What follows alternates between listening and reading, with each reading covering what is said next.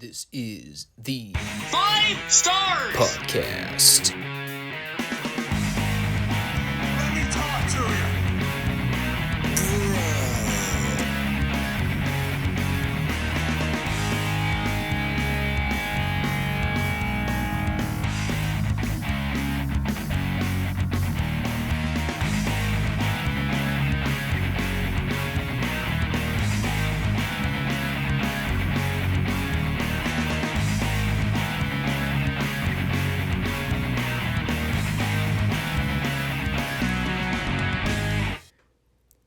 All right. Happy 4th, everyone. Even though today is technically being recorded on the day before, but by the time the show goes out, it will be July the 4th. I've already got neighbors blowing off fireworks next door, and it's only going to get louder and more obnoxious as the night goes on. Hopefully it doesn't ruin the quality of the recording too much. But this is the Five Starr Wrestling Report for anyone tuning in for the first time. We are here on Mondays and Fridays each week for wrestling recaps and discussions, both on YouTube and Rumble. For the Monday show, we've got our AEW Rampage report to rampagingly rampage through, because my God, is that show a complete waste of time. And whereas in most cases the show is just an hour of nothing happening, meaningless wrestling, this particular episode of Rampage just flat out sucked. NWA Powerrr also on the docket, which was not as bad as Rampage. And we've also got Money in the Bank to recap from this past weekend. A WWE show that I went in with completely blind, having not watched any of the TV shows in the build-up. And, well, it paid off like I hadn't been watching the TV show. I don't really know what's going on with a lot of the stuff there. But I do have a thing or two to say about that show. But that'll be for our final segment of the program for today. So we're getting a nice little mix of material from 3 different wrestling companies. So you go ahead and hedge your bets now. Which one was your favorite? For now, on to Rampage. Or, I'm sorry, Royal Rampage.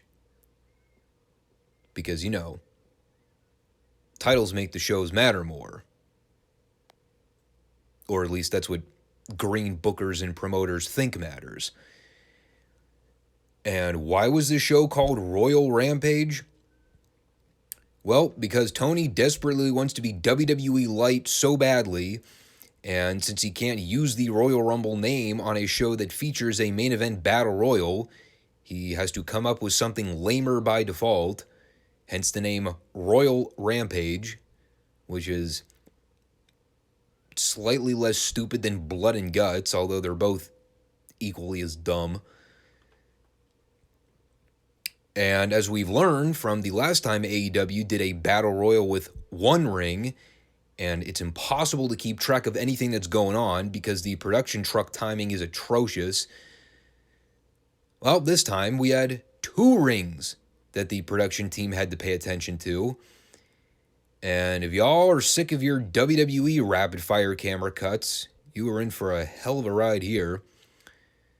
Might want to take a Dramamine or something before you go sitting down to try to watch this unfold.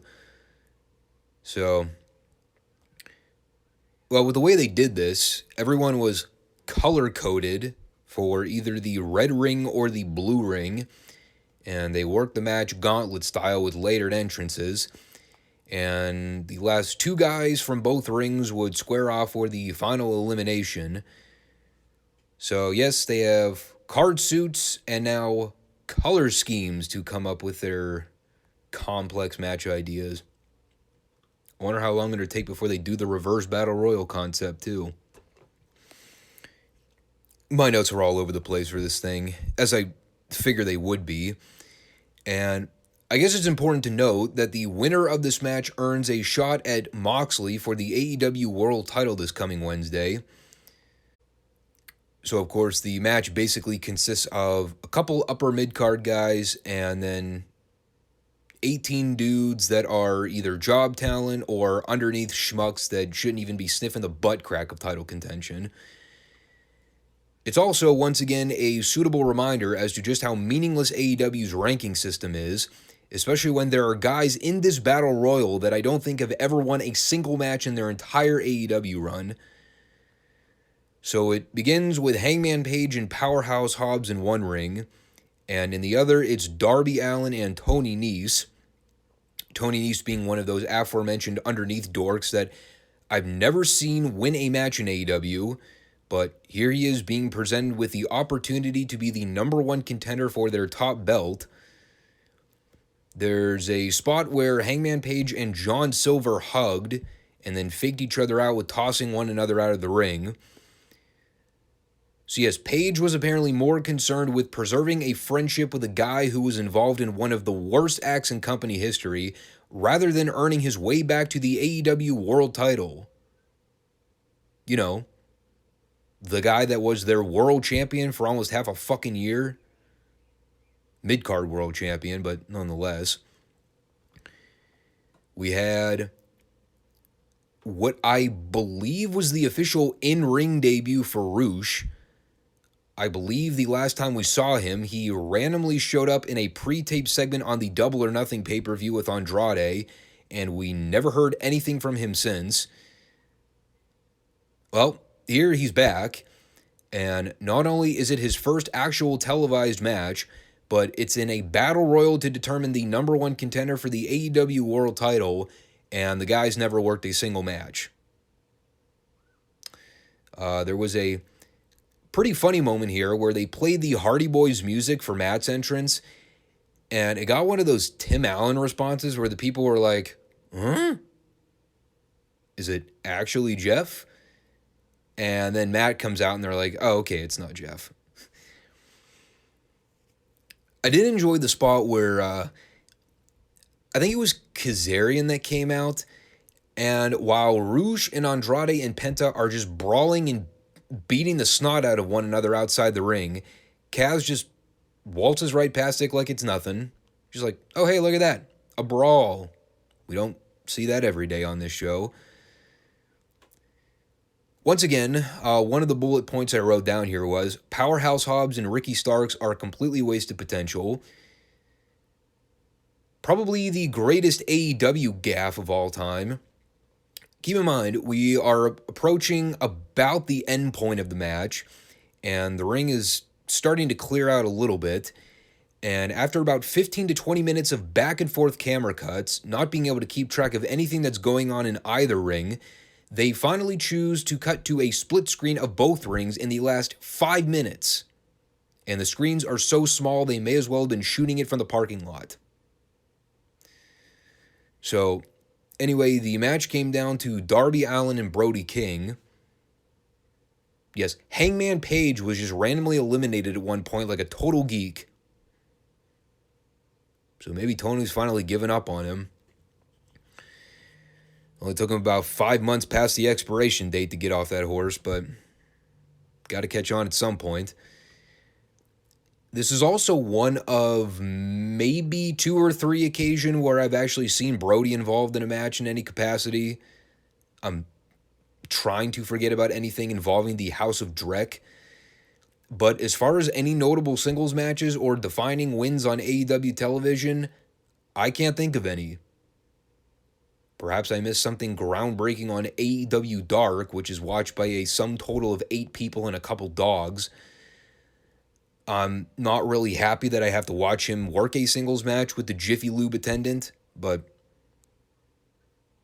who knows, maybe Brody will break out the performance of a lifetime and manage to get something watchable out of Herky Jerk Moxley. Or maybe he won't, and the match will suck. So then we had Hiroki Goto and Yoshihashi versus the Beta Bucks. Not for the AEW tag titles, although I actually had to remind myself here that the Bucks were the AEW tag champions. It's not like it's easy to follow on this stupid program where everyone's got a fucking belt.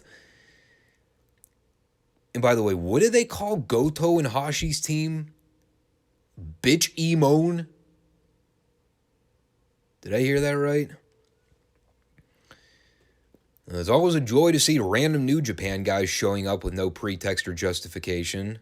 Kind of thought we were beyond that at this point, but no, apparently the forbidden door is still open. And apparently Bitch Emone competed on the pre-show at the pay-per-view, which of course I didn't watch because I actually value my time.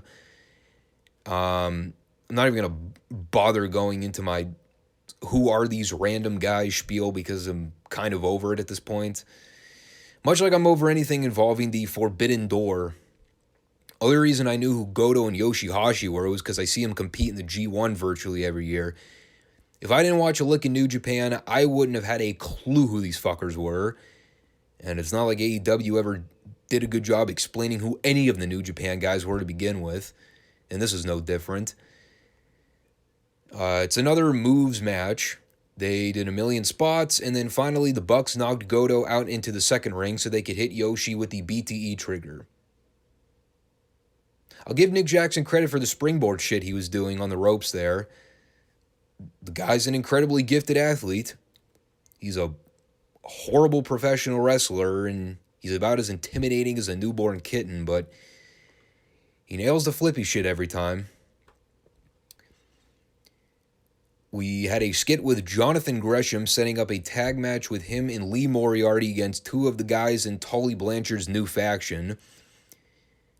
He also tried extremely hard to sound fired up and act tough. Very wooden. It's about the kindest way I can put it. It sounded like he was trying to act tough. And the main event is Toni Storm versus Nyla Rose.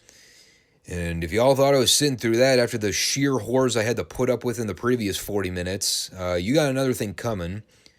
Toni won with the DDT, and then the heels tried to beat up Toni afterwards so that Thunder Rosa could run out to make the save. Yippee. By the way, I don't think we've ever really been given a reason why Nyla Rose and Marina Shafir are together now. They just are. Because Toni doesn't like firing people, even though we've already established now that Nyla Rose is completely useless and will never add any value to the company in any way, shape, or form. But still going to keep her around anyway. Or him around. Sorry. Not going to go there. I really should take a look through the Peacock archives to see if there's other content to review. I'm not even joking. Rampage is such a bore fest anymore. I'm actually tempted to just start searching through some old WWF or WWE content in the library to tack that on for the Monday show. Because the more I think about it, you know, we talk so little about WWE on the podcast because of how bad the current product is. It really would be nice to go back on the time machine and maybe start doing some more retro reviews with going back and watching some of those old Raws from back in the day. I think Brian Alvarez is currently doing something similar right now on the Figure 4 podcast with Vinny Verhey and his crew, but my God, Rampage is so wretchedly dull anymore. Like, I honestly don't even feel like there's anything left for me to say about that show that I haven't already said a million times over by now. Well, I'll tell you what, here's what I'm going to do. Since this just kind of came up on the spot with very little forethought, I'm going to take a week or so to think about what I want to do as a replacement for the Rampage programming, and we'll just start adding it in as another extension of the Retro Review series for Monday. Like, I love classic content, and you know, while WWF classic footage is very hit and miss with me, it's certainly more noteworthy than anything AEW Rampage is currently putting on. You know, if we're going to be keeping in the format of the retro review deal, we'll probably need to start looking at reviews from whatever the relative dates that the show took places are in history. I would like to go back and watch some of those earlier Raws because I was watching the product very closely around that point. And while it's easy to say that the WWF was absolutely dreadful from around that 93 to mid to late 96 period, because it was, it would give us a chance to actually talk about some classic WWF material and get more of a well-rounded discussion going on this channel instead of strictly focusing on AEW and the classic WCW and world-class content. So maybe that's what I'll do. We wouldn't be starting directly from the beginning of the Raw library when they debuted in the Manhattan Center in New York. But, I mean, we can start from around the point where they're starting to build to the 1993 SummerSlam pay-per-view. I mean, that'll at least keep us on track now because we're on July 3rd now. So, yeah, I mean, this is all spur-of-the-moment thinking, but I'll try to fill in more detail on the coming Friday podcast because I'm dead serious when I say that I've about tapped out with this whole Rampage experiment. I mean, I already gave up with NXT late last year because of the same problem where the show is just painfully boring and there's very little redeeming quality to anything about that show. You know, considering NXT hasn't changed much since their 2.0 revamp, you know, Rampage looks like it's going to be doing similar things in the future. I'm just going to throw in the substitution segment for the future FSWR shows. Why not? I mean, I'd rather talk about classic Raw footage and talk about Rampage at this point. I mean, there's plenty of better stuff to talk about, and, you know, since I grew up watching stuff that was 1,000 times better than anything that's going on in the modern product, and may as well keep the train rolling with the Retro Review Series Part 2. I think Raw is a safe bet to go with. You know, give us a chance to go back and talk about some of the older shows and get a fresh take on some of the top guys in the industry around that point. I mean, you know, you also get to hear me give clear analyses on guys like Shawn and Brett and whichever other bigger names were around during that time. I guess Yokozuna and Luger were pretty big names then too. Yeah, Luger was in WWF during the 93 period, right? Because he left WCW for the first time in 1992 to do the whole bodybuilding thing, and that's when Vince got a glimpse of him and signed him. Good times. So, we'll play around with this in the coming week, and I'll let you know for sure what the game plan is going forward with the future Monday shows. Trust me, I've been trying to look for an excuse to kick Rampage to the curb for a while now, and after that Royal Rampage debacle, I think I'm about ready to strike. Because you know for sure that Tony Khan's going to try and do that every year now. He's going to program that Blood and Guts War Games match, and then he's going to follow Rampage and doing that Battle Royal, and it's going to suck every year. My God. And as we move to NWA Powerrr for this week, I should clarify this. I do not plan on dropping the Powerrr reviews in the future. It's definitely not a perfect show from top to bottom every week, but there are plenty of good things that I see on this show every week that make it worthwhile to recap and talk about. At least I know this product is putting in effort. And at the end of the day, that's what counts, right? And we begin our program with the TV return of Matt Cardona, the now former NWA World Heavyweight Champion. I don't know why I said TV return. I guess it's more accurate to say YouTube return, if you watch on YouTube like I do every Friday evening or Saturday.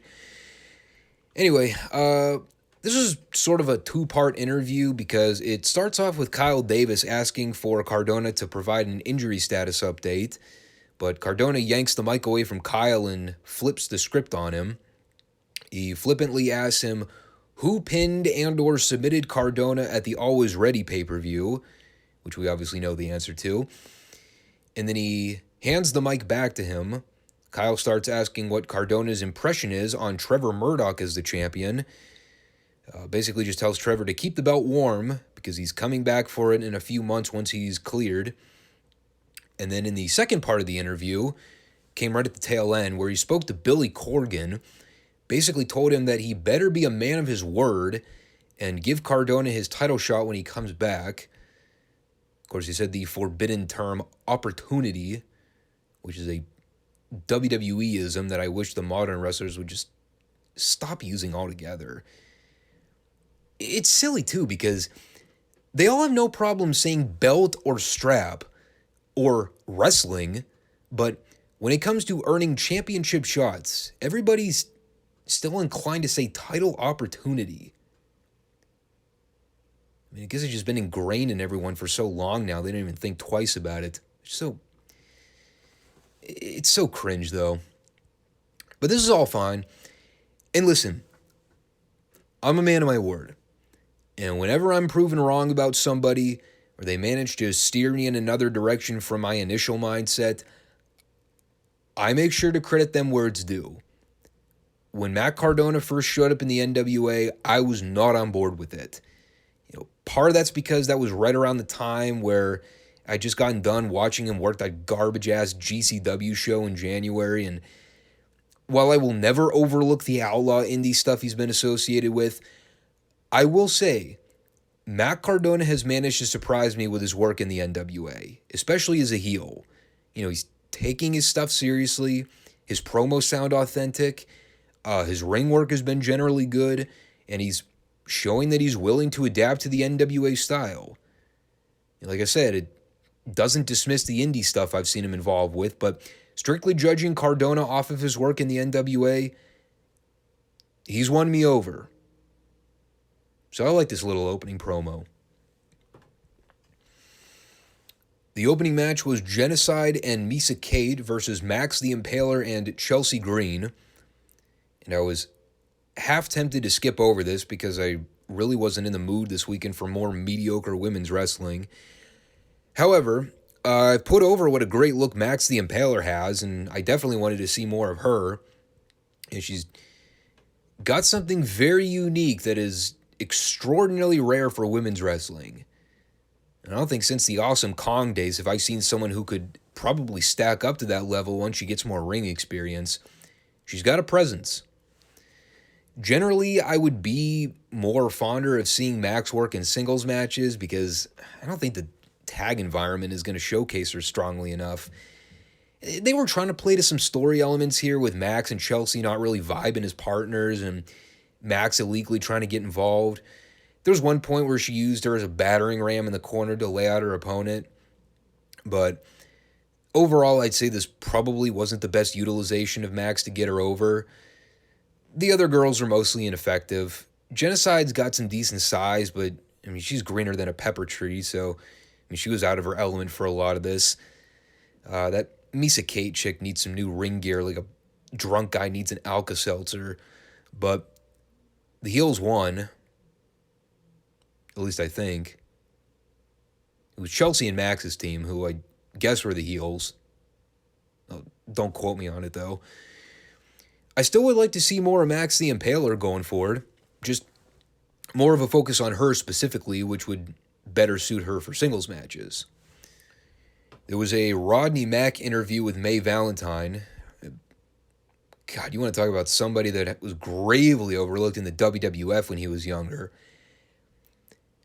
I cannot recall the exact timeline Mack was working with the company, but it had to have been very shortly post-Attitude Era.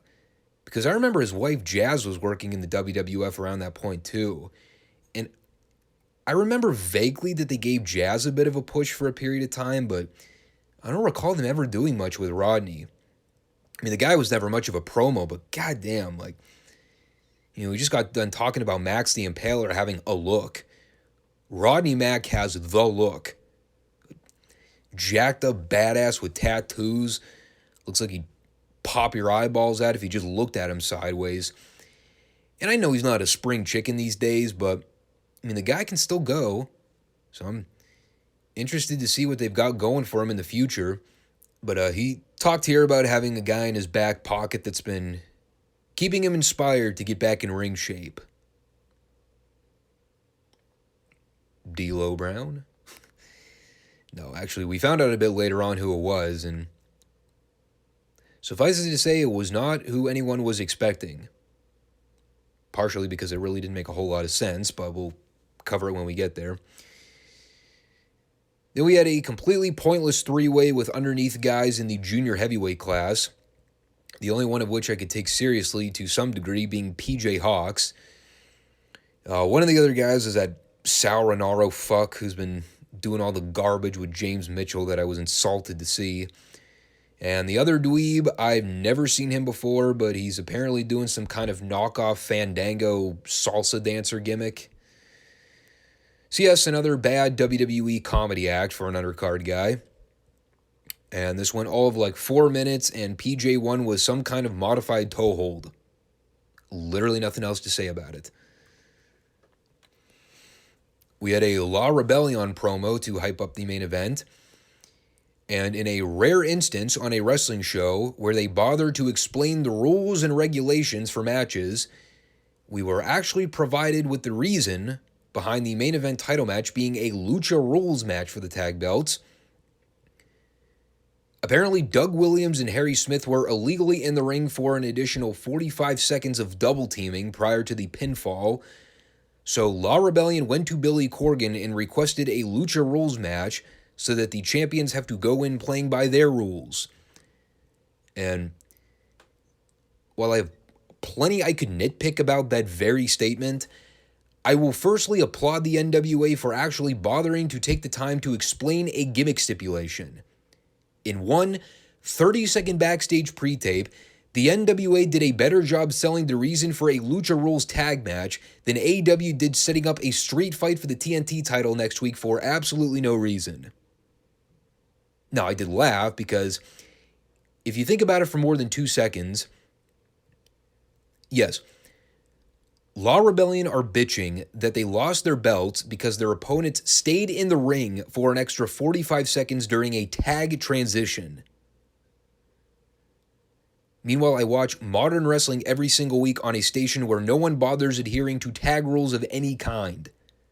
So, hearing somebody complain that someone broke the rules of tag team wrestling is laughable on its face, especially in today's era of everybody gets to do fuck all with no ramifications for anything. So then we had some guy named Adorable Anthony Andrews versus Rodney Mack. And I guess Andrews is doing the reverse Goldberg gimmick where he is losing matches consistently, but he still has the win streak on his tights. Actually, no, wasn't it Sid Vicious who was doing the artificial win streak gimmick in WCW? Like where he kept winning matches, but they would inflate the numbers every week so drastically that you could tell they were intentionally flubbing it. And aside from the fact that Andrews looks like every generic outlaw indie guy with the bad haircut, the big story of the match was centered around Rodney's special mentor. It's Aaron Stevens.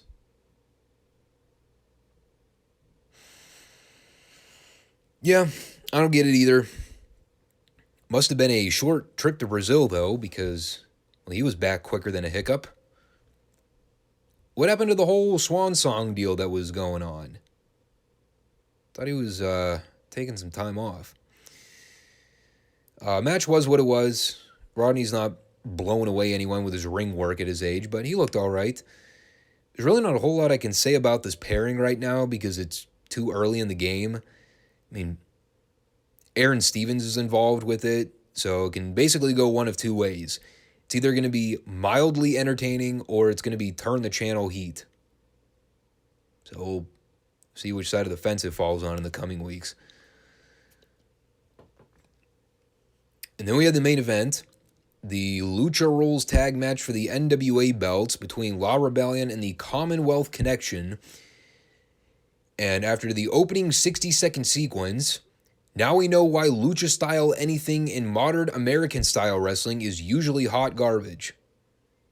Not only did we have the Jumpstart Suicide Plancha from La Rebellion, but the timekeeper also rang the bell before the referee called for it, which also confused Joe Galli because he was convinced that the opening bell never rang, even though it did.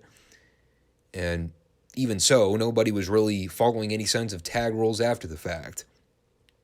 Which, technically in lucha-style matches, there's no rules to begin with. Eventually, it broke down into a standard tag match, which is a great saying, but it's also true with the way the match was laid out. And after several minutes of guys running in and doing whatever passes for tag wrestling in the AAA region, one of the La Rebellion guys hit Doug Williams with a suicide tope out on the floor, and then Harry Smith ran in from behind, scooped up the other guy, and hit him with the running bulldog power slam for the win. The entire match probably went less than 5 minutes combined, which was probably a wise move considering the way Doug Williams is moving these days. Ugh. No offense to the guy. I've always loved Doug's work, but he was showing some pretty evident signs of exhaustion here. And if he's having trouble getting through 5-minute TV matches, maybe keeping it on the short side is a wise booking decision. So, I mean, the match was what it was. The pay-per-view match they had was better, but this seemed to put a cap on the Law Rebellion Commonwealth feud. Hopefully now they'll start venturing into getting the Briscoes involved with the belts again, because that would probably be the next best feud for them. Overall, the show is not winning any end-of-the-year awards for like best episode or best match of the year candidates, but there was some solid stuff in the 45 minutes of the show this week. They're obviously setting the stages for their NWA 74 in late August, so we'll see what they come up with for a card as we start approaching that at the end of the summer. Like I said earlier, man, NWA Powerrr is not a perfect wrestling show by any stretch, and there's plenty of not-so-great material I see in a given week, but as far as a simplistic, easy-to-watch wrestling program that makes sense, has coherent storylines and characters that I can get invested in, it works for me. AEW Rampage has not given that to me in a long time. And instead of me wasting my time hoping that it gets any better, let's just accept it for what it is and work with something else to replace it. For the foreseeable future, we'll keep sticking with the Power reports. And, it's not off the table. If the show ends up going sideways in the coming months like NXT did or Rampage did, we'll sort of reevaluate things at a later date and figure out what to do from there. But it doesn't insult my intelligence, and that's all that matters to me.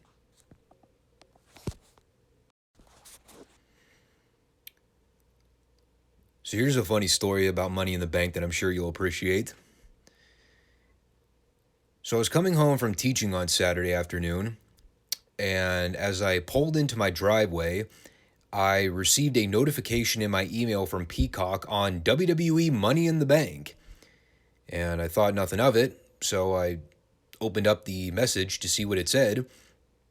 And it read something to the effect of, "Don't miss Money in the Bank tonight live at 8 p.m. Eastern." And I was like, wait, it's on Saturday? As in tonight? Which is fine by me, because I'd much rather spend a Saturday night watching a wrestling pay-per-view than a Sunday night, but it caught me off guard.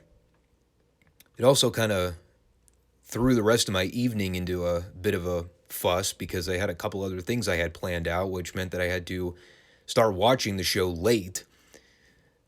Not that I missed a whole lot, but yeah, WWE is really weird with how they schedule these premium live events. Like, sometimes it's on Saturday, sometimes it's Sunday. It all kind of depends on what other major events are going on around that time. But we'll just run down the card as we normally do and see what WWE's offering these days in comparison to the garbage I'm watching on the other channel. The opening match was the Women's Money in the Bank ladder match, which admittedly I completely forgot that there's a women's version of one of these matches that WWE does every year. But of course it makes sense, right? I mean, this is the equity era of sports, so if the men get a Money in the Bank ladder match, of course the women have to get one too. Even if we all know that it's never going to match the quality of the men's version. And if that wasn't already apparent in the Royal Rumble, I don't know what else would prove it. But I'm not going to get hung up on it because, like I said, I ended up missing the first half of this match because I started watching late. I honestly couldn't even tell you off the top of my head what list of girls were in this match to begin with, aside from Becky Lynch and Liv Morgan. And the only reason that I knew Liv was in there is because she won. The reports that I've read, most people were saying this was not good, and that it was mostly choppy and filled with lots of botches, which I'm not surprised with. It's a bunch of 100-pound girls trying to do choreographed stunt shows with ladders. The fuck do they think was going to happen? One of the spots I remember seeing in this match was Liv Morgan attempting to do a sunset flip powerbomb off of one side of the ladder to the other with the other girls. And I was like 90% convinced that she blew out her ankle, but somehow she didn't. I'll at least say the finish looked cool. Liv did the thing where she was hanging on to the ladder, but she used the ropes to kick it back into place so she could climb up and grab the briefcase. That looked cool. And I will say, the crowd went nuts for her winning. So, whatever they've been doing with her on television to build her up for this match, apparently it's paying off for them because she got a hell of a reaction when she won. And this whole thing ended up kind of being the Liv Morgan show by the end of the night. So, at least if they were going to pull the trigger on her, they capitalized while she was hot. But, even from what I saw in that 5 or 6 minute window, most of it kind of reflected what I read in the post-show reports. Lots of botches, lots of choreographed ladder spots, and for the most part, none of the girls were athletic enough to pull off half the shit they were doing, or in some cases, attempting to do. So that was followed with the United States heavyweight title match between Don't Call Me Austin Theory and Bobby Lashley. And boy, what a hell of a match this was. Bobby Lashley, dude. What is there to say about that guy that hasn't already been stated in the past decade? That guy is the same physical specimen he was when he first showed up on the scene in the mid-2000s. Granted, he was a lot greener back then, but that dude does not age one iota. And I have no idea why, but this is probably the one match on the show that the crowd was the hottest for from beginning to end. These people love them some Bobby Lashley. And frankly, it's hard to really tell if they were just super pro Lashley or if they hated Theory so much they were just passionately behind Lashley as a result. Either way, it ended up making for a fun match. It's great when we have wrestling matches with a clear-cut protagonist and a clear-cut villain.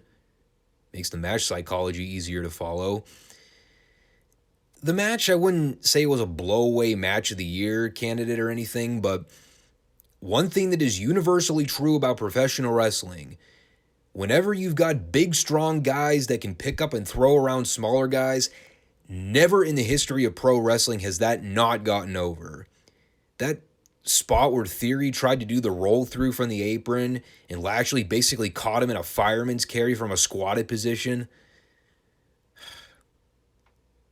Seriously, just how? And the finish was great here with Theory hitting Lashley with a spear, goes for his modified TKO Dillia Bob, but Lashley reverses that into the Hurt Lock for a pretty quick tap out from Theory. And this worked for a variety of reasons. For one, it helped set up what they ended up doing with Theory later on. Lashley got the big babyface pop for the title win. And, even though the U.S. title is about as meaningful as the gum I scraped off the bottom of my shoe yesterday coming back from the gym, at least it's Lashley getting into some kind of featured role again. I thought they really dropped the ball with him after having him lose the world title to Brock earlier in the year. And I understand, the whole injury thing, and that basically fucked him out of the equation, but to have him come back and feud with Omos, we all knew that feud wasn't going anywhere.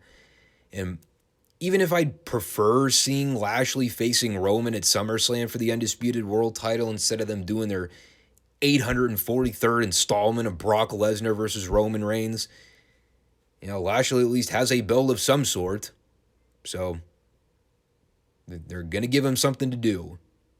Good on them. And by the way, since we're on the subject of the Roman Brock thing, allow for me to just throw my 2 cents into it.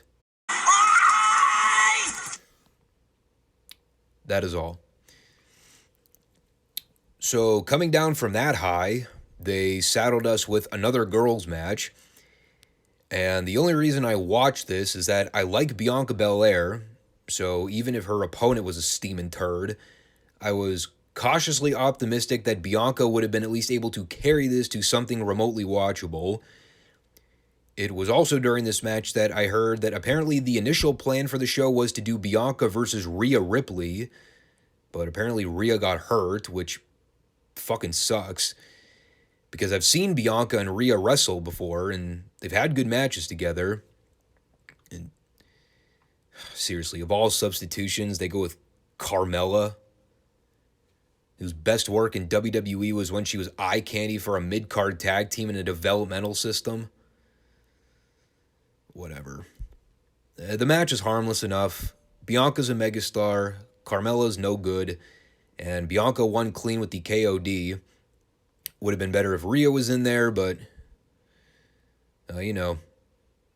injuries. There's a lot of them these days. And the whole afterbirth with Carmella jumping Bianca. Why? I was going to use the Keenan drop again, but I decided against it. God, I can only hope they blow that off on Raw so I don't have to watch it on SummerSlam, because if they make me actually sit through a Bianca-Carmella rematch, I think I'd rather swallow thumbtacks. But hey, I'll at least say this. It was a hell of a lot less vomit-inducing than WWE's piss-poor product placement pre-tape with Alexa Bliss and that fucking Lily doll. Seriously, what the hell was that? Someone needs to tell me, because I don't watch Raw or SmackDown. Is Alexa still doing the Bray Wyatt sorcery bullshit? I remember watching a skit last year where she made Randy Orton vomit black tar, and that was about enough for me to know I never needed to see any of her ever again. And that's not to say that I dislike Alexa Bliss. I thought she was a hell of a heater back when she was working with Buddy Matthews in NXT. Then, of course, they put her in the ring and started having her work, and the rest is history. Completely killed her steam. But seriously, that whole infomercial skit was beyond abysmal. That's the kind of thing where if your wife or girlfriend walks in the room and sees you watching that, just cease all operations and start packing the boxes to move out. You're done. You ain't getting laid after that. Up next was the Usos and the Street Profits for the now undisputed tag team titles. And I've said this before, and I'll say it again. Nothing against the Usos. They're a fine tag team, and they've done a lot of great work with Roman Reigns in the last couple years. But I literally have nothing to say about an Usos match that I haven't said since, God, whenever they first debuted as a team. So 2011. It was a fantastic tag match. And the people really got into it by the end there after a moderately slow start. WWE is great at doing the near falls and false finishes, and they were really tugging on people's heartstrings with giving Dawkins and Ford some big moments, only for the Usos to either kick out or break up the pin in some fashion. And the finish was real clever. And the funny thing is, I even called the fucked finish before the announcers even drew attention to it, because as soon as the Uso goes to pin Montez's shoulders, I noticed that Montez was essentially leaning over to one side, so instinctually I'm like, well, his shoulder's off the mat, so why is the ref counting? And sure enough, they cut back to a replay a couple times to show Montez's shoulder being off the mat, and Montez is standing there like, my shoulder was up. Why the fuck is the ref counting? I'm like 90% sure he actually said fuck too, which made it that much funnier. So, we'll see where they go with it. Like I said, man, I have no problem with Jimmy or Jey Uso, but watching them wrestle in tag matches anymore, it's nothing I haven't seen from them 100,000 times in previous tag matches. They're very talented. They have impeccable timing and chemistry with virtually everyone they're paired with. And at the end of the day, I'm over it. It's that old cliche, How can we miss you if you don't go away? And, whereas AEW has the opposite problem with a lot of their guys where you see them wrestle once on television and they disappear for 8 months, WWE has the polar opposite problem over the last 15 odd years where you see the same goddamn people in the same spot for so long, you just get sick of seeing them. With the Usos, it's tricky because, I know this is going to sound racially prejudicial as a blunt statement, but, let's be upfront about it. They're identical Samoan twins. They look exactly the same, and it's not like you can really do much with them as single stars over an extended period of time to build them up into a Roman spot or something equivalent to it. I remember they were giving Jey Uso that singles push about a year ago when he was feuding with Roman. I think that was around the point where Jimmy was going through all the DUI drama and he wasn't on television. And, the push worked for a little while, but then the reality quickly set in that it wasn't going anywhere beyond that. Once Jimmy came back to TV, they stuck the Usos back together as a team again.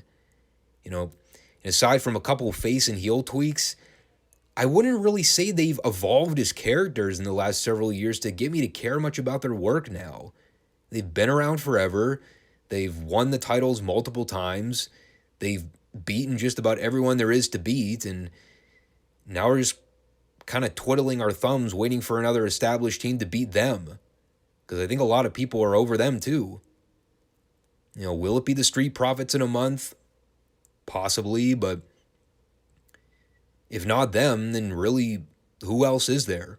I feel like I gotta break out my New Day tropes. Ooh! Certainly, I hope it's not the fucking New Day. I don't need to see any more of those matches either.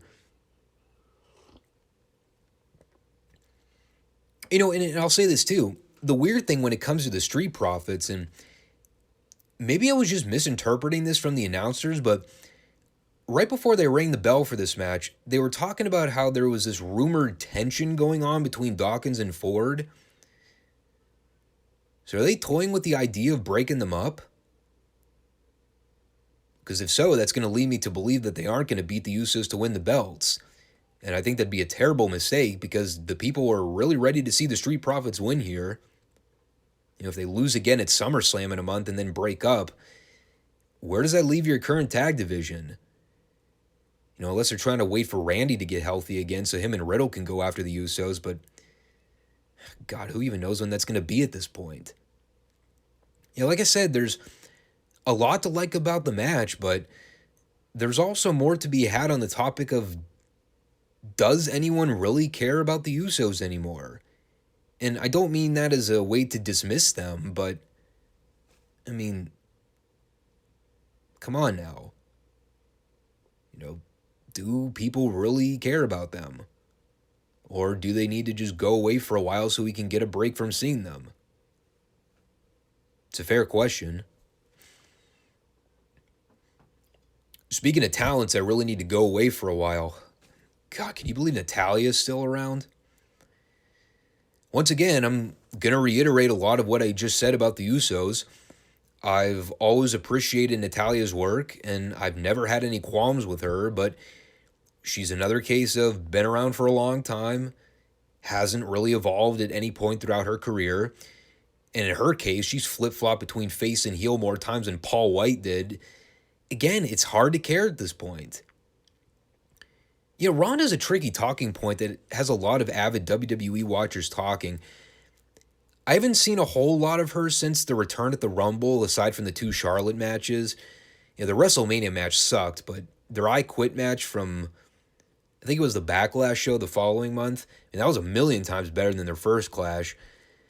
But I've heard a lot of people talk about how Ronda's second run has been a pretty big bust.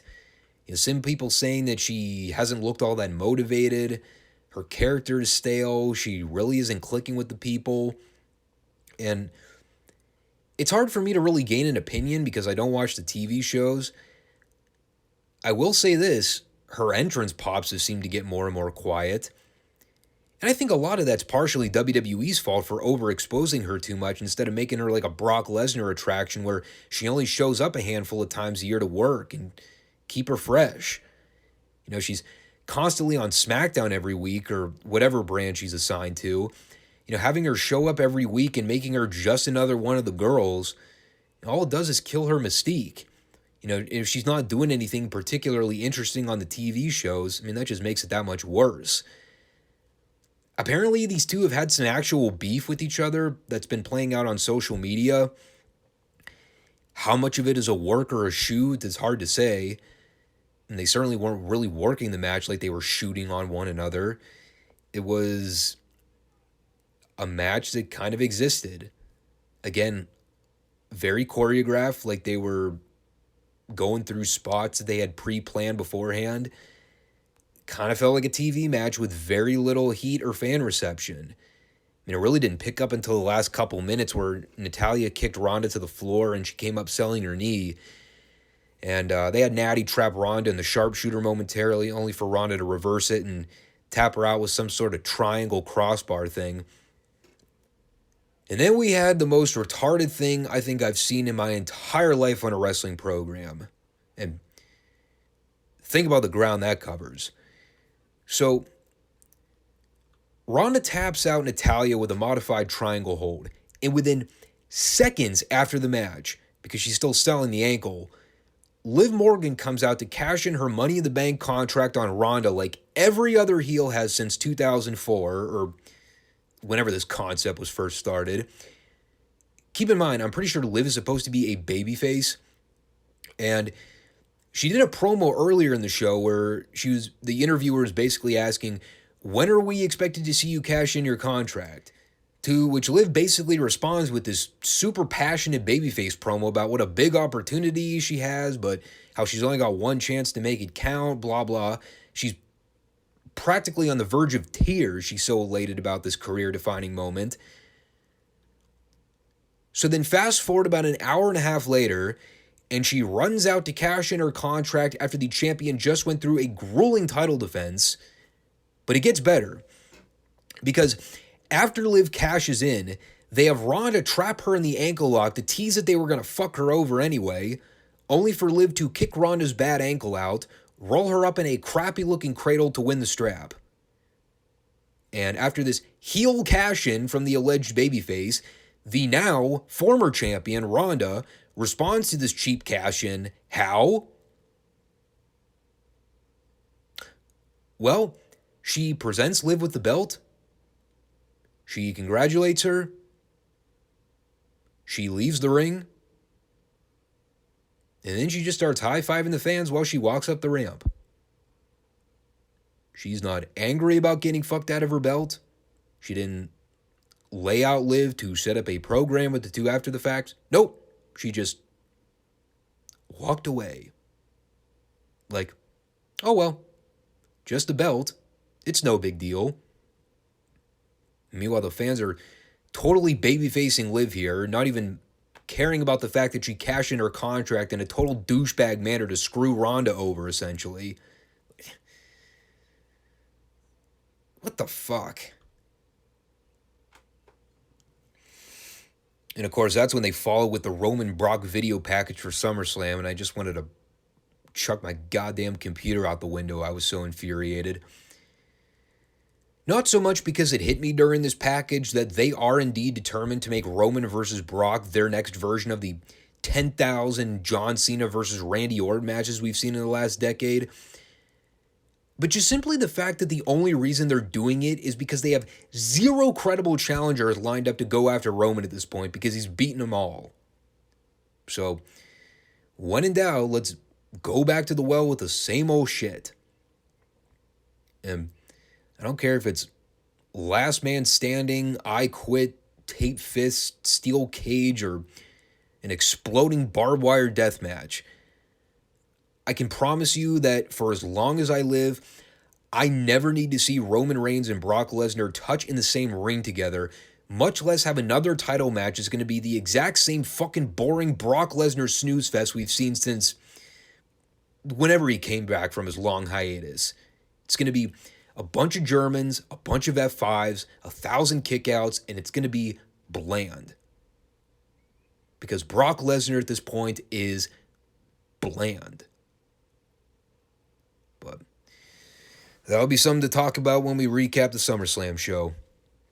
If I'm proven wrong, I'm proven wrong, but judging how we've seen most Brock Lesnar matches go in the last decade, I am expecting absolutely no different from the ordinary. At least the show finished strong. We had the men's Money in the Bank ladder match to close things out, and I'm going to see if I got all the cast of cats for this extravaganza. We had Seth Rollins, Matt Riddle, Omos, Madcap Moss, Sami Zayn, Sheamus, and Drew McIntyre. Originally announced as 7 men, but 7 felt like an odd number. So right before the opening bell, they had Adam Pearce come out to announce the 8th and final participant, Theory. And it all made sense after seeing Theory drop the US strap to Lashley earlier on. Vince is prepping this guy for big things in the coming years, so it's time to get that rocket launch push kickstarted into the next gear, brother. They also completely spoiled the finish before they even rang the bell for the match, but, I mean, what can you do? It was a hell of a car wreck brawl. It sucks that I see 97 of them every single week on the other channel, otherwise it might feel more special. At least this one only had 1 or 2 near-death experiences as opposed to like half a dozen like I'm used to seeing. Again, a lot of it's comparable with what I said about the opening Money in the Bank ladder match with the girls. You know, subtract the amount of botches and overly choreographed-looking stunts. It's a bunch of dudes doing spots with ladders. I have no idea why they stuck Omos in this thing. I mean, he was a complete non-factor. It did lead to a great spot with him toward the end where 5 or 6 guys ended up hoisting him up and then throwing him through the announcer's table.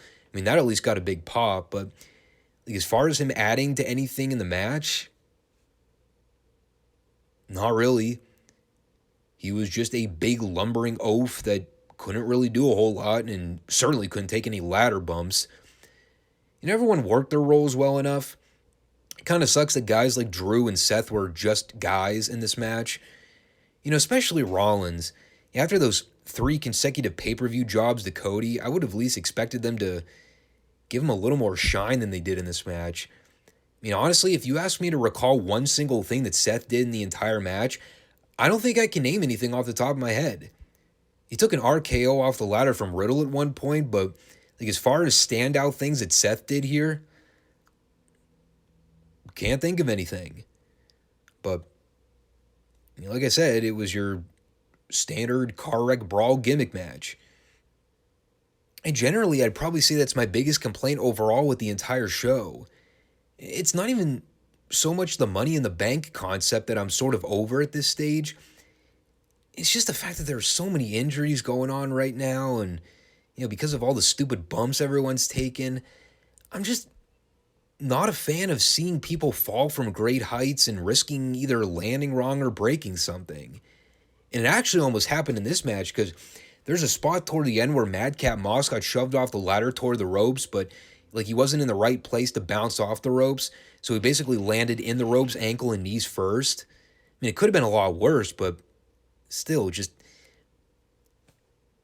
I don't need to see guys do this. How many years have they done this Money in the Bank now? I mean, it used to be a WrestleMania match they would do every year, and that was always one of the big highlight attractions for that show because it was such a great concept at the time.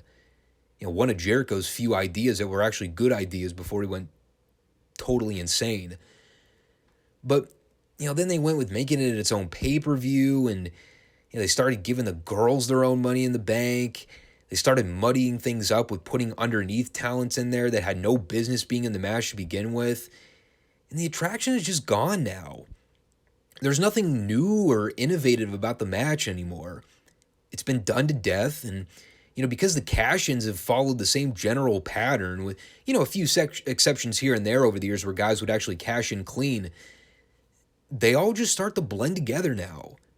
And you know, whereas I used to actually be able to name some of the Money in the Bank winners from the earlier years with no problem. Like, if you ask me who won Money in the Bank in 2018 or 2019 or 2020, I wouldn't have a fucking clue. It's just not special anymore. I remember when Edge won the first time, and I think RVD won it the next year.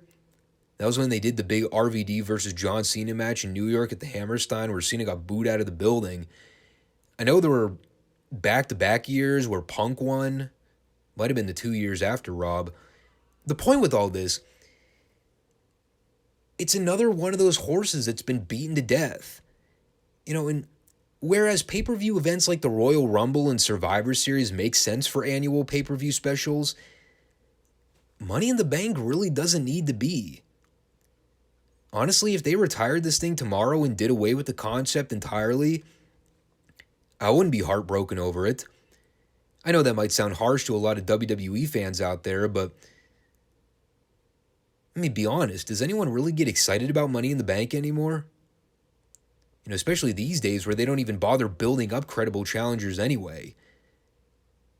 It's easy to forget. The whole purpose of the Money in the Bank concept was to put the briefcase on someone that they were looking to groom to be a world champion in 6 months to a year. Preferably a heel. Austin Theory is definitely one of those guys that fits the bill, but he's a rare oddity in the scope of the way WWE books these days. And even by that token, that's why the Royal Rumble is a thing. I mean, this is all mostly a long-winded rant for me to just give you an honest viewpoint of the Money in the Bank concept. Not even so much the actual pay-per-view event. Like, the show overall was mostly fine, but when it was over, I kept running through those same series of questions that I just talked about here. It's hard to imagine them running with this concept for another 5 to 10 years because it's so played out by now, but maybe that's just the old disgruntled fan in me talking. We've already established I'm out of touch and have nothing in common with the AEW marks, but WWE fans are an entirely different animal, and I probably would go on record saying I don't have a whole lot in common with them either, especially when it comes to the modern product. But that'll be a topic for a different date because I'm about spent for this one. Thanks for stopping in to this edition of the 5 Starr Wrestling Report. Make sure to come back and check out the show each Monday and Friday for new material. And as always, make sure to subscribe, comment, and rate the show for me, especially if you're watching on YouTube. We will be back on Friday for the Dynamite Report, as well as the next recap of world-class television. As noted last week, there is no Saturday night TBS Superstation show for World Championship Wrestling because of the ongoing 86 Bash Tour, so we will pick back up with the NWA reviews on the following episode. And as I talked about at the end of the Rampage report, we are going to be finding a replacement segment to cover for the upcoming Monday shows, in addition to the NWA and weekend pay-per-view reports. But that'll be all for now. Take care, all. Peace out. And fuck these neighbors for blowing off fireworks, seriously.